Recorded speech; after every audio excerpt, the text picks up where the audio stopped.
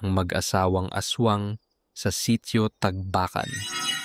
Hango sa totoong pangyayari sa Iloilo. Noong taong 1983, kumalat ang balita tungkol sa nakakatakot na pangyayari sa Sitio Tagbakan, isang liblib at halos limot na lugar sa probinsya ng Iloilo. Ang kwentong ito ay nagmula sa mismong mga karanasan ng mga taong nakatira doon at hanggang ngayon ay nananatiling isang madilim na alaala. Isang umaga, may dumating na mag-asawa sa Sitio Tagbakan, sina Alfredo at Rosario. Simpleng mga tao lang sila, mukhang ordinaryo, tahimik, at magalang sa mga kapitbahay. Naging malapit sila sa mga tao, lalo na si Rosario na mahilig tumulong, lalo na sa mga buntis at bagong panganak. Madalas itong nagdadala ng mga halaman at pagkain na ikinatuwa ng mga tao. Pero napansin nilang tuwing gabi ay laging sarado ang bahay ng mag-asawa. Halos hindi na rin sila makita pagkalubog ng araw. Ilang buwan pagkatapos nilang dumating, napansin ng mga tao ang kakaibang pagbabago sa lugar nila. Unti-unting nawawala ang mga alagang hayop, manok, baboy, at pati aso. Palaging natatagpuan ang mga hayop na walang dugo at may maliit na sugat sa leeg o sa tiyan. Nagsimula rin ang sunod-sunod na sakit ng mga buntis at bata.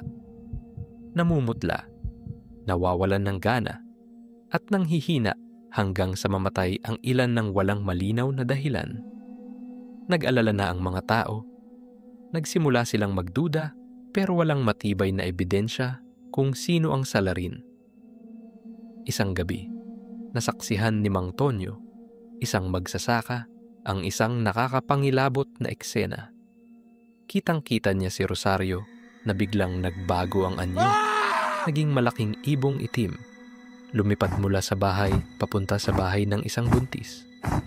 Ikinuwento niya agad ito sa mga tao kinabukasan, pero walang naniwala sa kanya dahil lasenggo daw siya. Isang linggo matapos ang kwento niya, ang buntis na babae ay biglang nagkasakit at namatay matapos ang ilang araw lamang. Doon nagsimulang maniwala ang iba. Sunod namang nakakita si Aling Teresa, isang matandang hilot. Habang nagpapaanak siya, nakita niyang may matulis na dila na dumadaan sa bubong na gawa sa nipa at dahon. Agad niyang nilagyan ng asin at bawang ang paligid kaya umatras ito. Kitang-kita niya ang pagtakbo ni Rosario mula sa labas ng gabing iyon. Nang kumalat na ang mga testimonya, nag-usap-usap ang mga taga-Sitio Tagbakan kung ano ang dapat gawin. Nag-imbestiga sila at napag-alaman nilang bago dumating ang mag-asawa ay marami na palang baryo ang dinaanan nila at parehong mga pangyayari rin ang naganap. Natuklasan rin nilang hindi pala talaga tunay na mag-asawa sina Alfredo at Rosario, kundi magkapatid na nagkukunwaring mag-asawa lamang. Pareho silang aswang at ginagamit nila ito upang mas madaling makakuha ng tiwala ng mga tao. Nagkaisa ang buong baryo. Hindi nila maaaring patagalin pa ang lagim na dala ng magkapatid. Isang gabi, habang walang buwan at napakadilim ng paligid, pinalibutan nila ang bahay ng dalawa. Pero wala na sila doon. Natagpuan nila ang bahay na walang laman, ngunit puno ng kakaibang bagay. Bote ng langis na kulay itim, lumang libro na may mga kakaibang dasal sa di nila maintindihang wika, mga tuyong ugat ng halaman, at mga damit ng mga biktima na matagal nang nawawala. Sa gitna ng paghahanap, narinig nila ang malakas na ingay mula sa kagubatan. Sinundan nila ito at doon nakita ang magkapatid sa kanilang totoong anyo. Pareho silang nangitim, mahaba ang dila, pula ang mga mata, at may pakpak na gawa sa balat.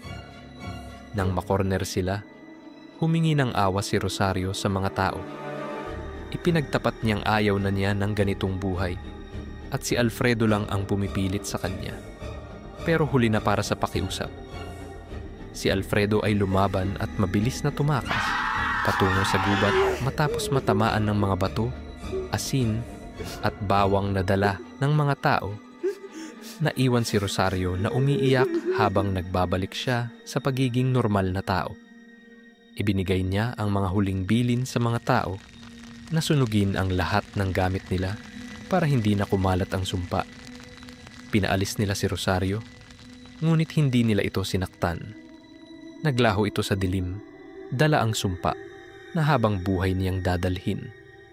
Si Alfredo naman ay hindi na kailanman nakita, pero lagi nilang naririnig ang kakaibang huni tuwing gabi. Natanda na naroon pa rin siya at naghihintay ng pagkakataong makaganti. Simula noon, naging tahimik na ang sitio Tagbakan, pero hindi na ito bumalik sa dating sigla. Maraming pamilya ang lumipat, dala ang takot at pangamba na baka balikan pa sila ng nakatakas na aswang.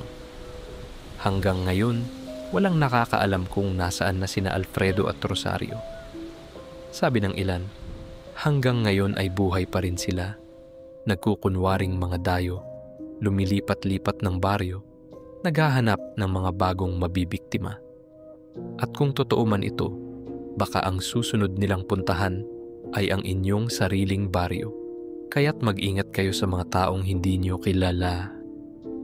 Baka isa pala sila sa magkapatid na aswang mula sa sitio Tagbakan. Dito na muna tayo magtatapos. Kaya kung nagustuhan mo ang kwento ngayong gabi, huwag kalimutang pindutin ang subscribe button para matulungan ang ating munting channel na lumago at patuloy akong makagawa ng marami pang nakapangingilabot na content. Hanggang sa susunod na kwento, at mag-ingat kayo lagi. Magkita-kita ulit tayo sa susunod na kwento ng misteryo. Dito lamang sa Salamangka.